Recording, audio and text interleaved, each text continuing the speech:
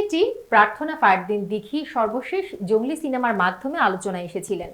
M রহিম পরিচালিত ওই ছবিতে নায়ক সিয়াম আহমেদের সঙ্গে দিঘির পারফরমেন্স দর্শকদের নজর কাড়ে।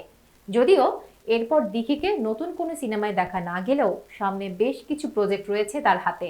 সম্প্রতি এক সাক্ষাৎকারে নিজের আয় ও বিয়ে নিয়ে দিঘি বিস্তারিত কথা বলেছেন। তিনি জানিয়েছেন, কাজ বেশি হলে মাসে ৫ লাখ থেকে ৭ লাখ টাকার বেশি ইনকাম হয় তার। তবে কখনো কখনো সময় কম কাজের কারণে আয় হয় ১ থেকে ১.৫ লাখ টাকার মধ্যে। বর্তমানে দিঘির প্রধান মনোযোগ কাজেই। বিয়ে নিয়ে তিনি বলেন, আরো ১০-১৫ বছর পর ভাববো বিয়ের কথা। যখন মনে হবে ক্যারিয়ারে সব অর্জন করেছি তখনই বিয়ে করব। দীর্ঘদিন টিকটক ভিডিও বানিয়ে জনপ্রিয় দিঘি, যার সঙ্গে নিয়মিত তার মামাও থাকে। মামার সঙ্গে তার মজার ভিডিওগুলো সামাজিক যোগাযোগ মাধ্যমে ব্যাপক সাড়া ফেলে। দিঘি বলেন, ছোটবেলায় ফোন ছিল না, মামার ফোনে প্রথম টিকটক ডাউনলোড করেছিলাম, তখন থেকেই তাকে টিকটকে জোর করে নিয়ে আসতাম। বর্তমানে মামাকে গার্ডিয়ান হিসেবে সঙ্গে নিয়ে ঘোরে।